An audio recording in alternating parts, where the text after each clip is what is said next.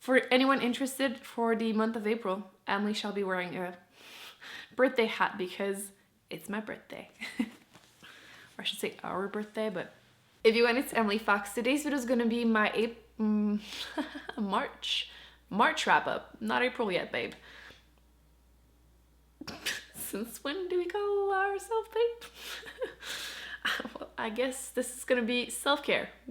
During quarantine, no one to call me babe. So, March was an interesting month for me, as I'm sure as it was for you. I finished 3 books. 2 of them were books that I started in February. And then I started an additional 4 that I did not finish. So we're gonna go through those, give some reviews, link some vlogs that might be giving more details, and just review a little bit, just chill. I need that. So the first book I did finish this month was This squirrel is literally staring at me through the window and I feel terrible and I have to feed it. I'm like so sorry. I'm so annoying about my squirrels, but Steve is right there being like, Bish, feed me. So, oh shit, there's no more. I need to grab some. Gotta go feed Steve. Oh shit. Dude, don't come in my house.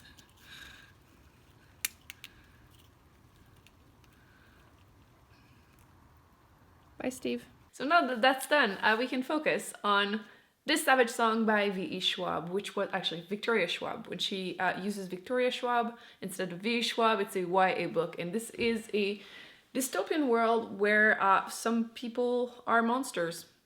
Basically, when something bad happens, specifically a certain type, it creates this type of monster. This is a very popular series on BookTube. It's actually a duology. I do have book 2 on my shelf.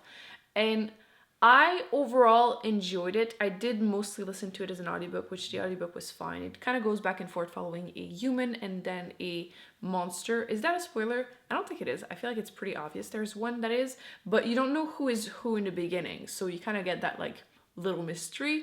To be honest, I'm a little bit indifferent about this book. I enjoyed it enough that I will continue, but I don't feel like there was anything that mind-blowing. It's a very easy book to go through. It's kind of chunky. Like, there's over 400 pages, but it's definitely a quick read. So if you're just looking for a new YA book to pick up, this is popular. Personally, I'm just a little about it. But to be fair, I'm a little about a lot of books right now. I think it's possibly my mood. The next book I finished was 8 Perfect Murders by Pierce Swanson. It has a different name in the UK. It is the Rules for Perfect Murders. This is my 4th, 5th book by the author. We have a really complicated relationship, but this book came out first week of March, so obviously I read it. I did have an arc, so that was nice. Let me start by the positive. It starts really interestingly. In this book, you're following a main male character who you're not actually sure if he's a reliable narrator or not. You kind of get bits and pieces of his past throughout the whole book. You learn that, he lost his wife, you're not sure how, and he works in a bookstore. He actually co-owns it now, but back in the day, he wrote a list of perfect murders, basically to help promote books and bookstore. One day, an FBI agent shows up and starts asking him a question about that list because turns out someone is using that list to murder people, perfect murders. And they're not sure if he's the one responsible or if someone is just trying to get him accused or just being inspired. And things kind of just go from that. And it starts, like I was saying, very cozy. It's like cold, and I feel like right now it was kind of matching the weather, and bookstores, if you like books, it's always fun to read about books, but personally I felt like the story kind of started falling throughout the whole book, and I personally didn't really enjoy the ending. Obviously everyone's going to be different over that, but I would be curious to hear people's review. I just did actually go and look up Goodreads, and the reviews seems to be lower and lower as time progresses. So I feel like at the beginning it was kind of a high rating and now it's under 4. So I will be curious to hear more reviews, but personally I was left feeling like, how am I supposed to rate this book? Some bits were definitely interesting, but I didn't really like the ending, and it kind of ruins the whole thing for me.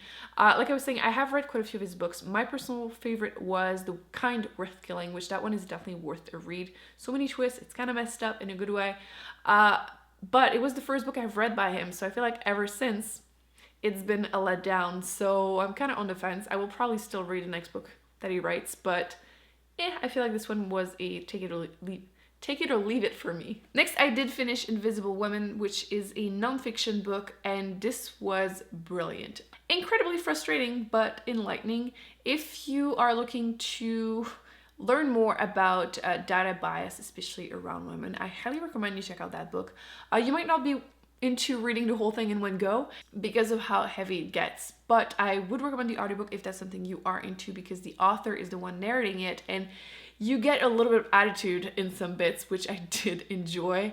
And yeah, if you want more information, actually, I will link down below. I did a vlog in February where I was in that week only reading nonfiction, and that one was one of the book I mentioned in there. And since I was just reading it then, I had like a bunch of examples if you are interested to hear more. So I will link that. But yes, overall, this was a 5-star for me. I just really enjoyed it. Now let's talk about some of the books that I am in the middle of, because what the hell not.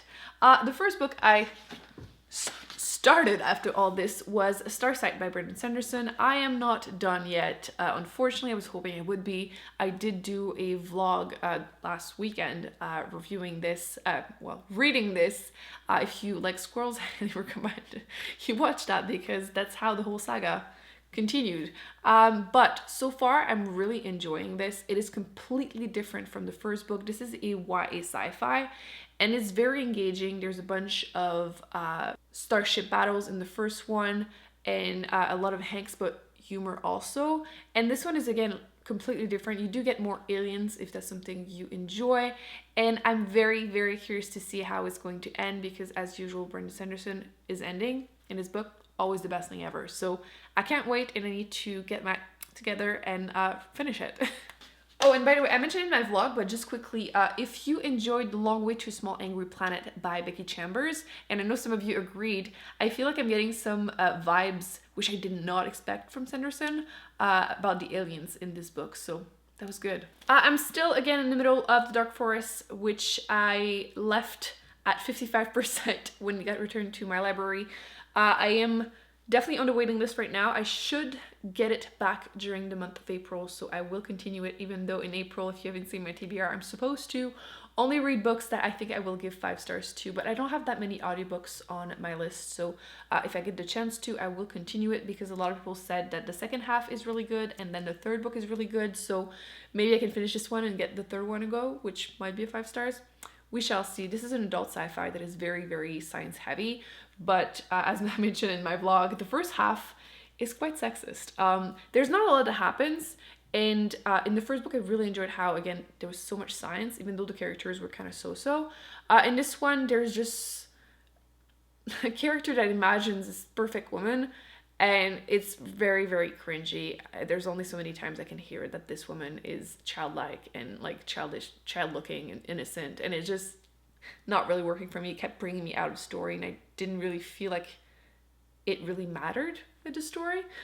So far, I am about 40% into this one, which is Royal Assassin by Robin Hobb. Unfortunately, it was also returned to the library. I have not been pausing my loans fast enough, and it keeps showing up, and I keep forgetting about them and not getting through them fast enough. But again, I am back on the waiting list. I'm hoping I will have time to get to it, hopefully soon. I'm overall enjoying it. This series so far is very chill for me, as I've been saying. It's supposed to follow an assassin, but he's not doing a lot of assassination, really. I don't think he really wants to be an assassin. It's not a spoiler, really. But yes, it's very character driven, and in this one, you're following him when he's still a teenager, and there's mostly like love interest happening right now, which not a huge fan of, but so far it's probably like a 3 stars for me. I'm still very much intrigued to see how this is going to end, and I do have book 3 on my shelf, so I'm absolutely continuing the series, and I do want to read the other trilogies that she has. But yeah, so far, again, I'm a little bit about it. Again, it might be on me right now. I'm overall pretty meh about things, but it is what it is. Last but not least, I did want to mention that I did start this one, which is The Bands of Mourning by Brandon Sanderson. This is the 3rd book in the 2nd trilogy of Mistborn. Starting to get complicated. The fourth book is supposed to come out, is it this year or next year? Soon-ish, and is going to be the last book in this second series. And the whole thing has been in the same universe as the Mistborn trilogy. I love the magic system. Essentially, people that do have magical powers have to ingest metals to burn them and then use their specific, very, very specific powers. Like, for example, certain metal, like you can just push on metals. Some of them it's pulling on metals. So it's very, very restricted, which makes it very complicated, but in a good way. And this second series, the first one was more like medieval time-ish. This one is more like Western, as I've been saying, because they have guns. So far, I'm pretty much like 10% into it, so it's just beginning, but it seems to be going in an interesting direction. Fingers crossed, I do enjoy it. I have been told that this is the best one of the three, so I'm very much hopeful, but just wanted to throw it out there that I'm currently reading it because I forgot to include it in my April TBR. So this is what I'm currently reading. You can always follow me on Goodreads if you want to see what I'm currently reading and thinking. So this is that. So a pretty quick March wrap up because I mean, I have not been doing as much reading as I wanted, but I am giving myself a lot of slack because Goodreads is just not doing it right now for me. Literally they were telling me, I think I'm 3 books late right now, and I do not need that kind of stress in my life. So Goodreads, please.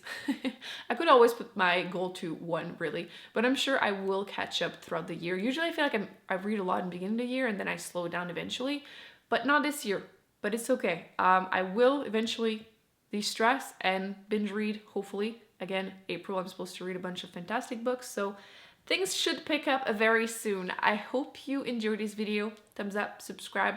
Let me know in the comment section what books you have been reading, how your reading has been lately compared to mine maybe. And if you have any opinion about these books, obviously feel free to talk about them. I would love to have a conversation. And yes, I will be putting more videos on the screen that I recommend you check out. And again, thumbs up, subscribe, and I shall see you in my next video. Bye.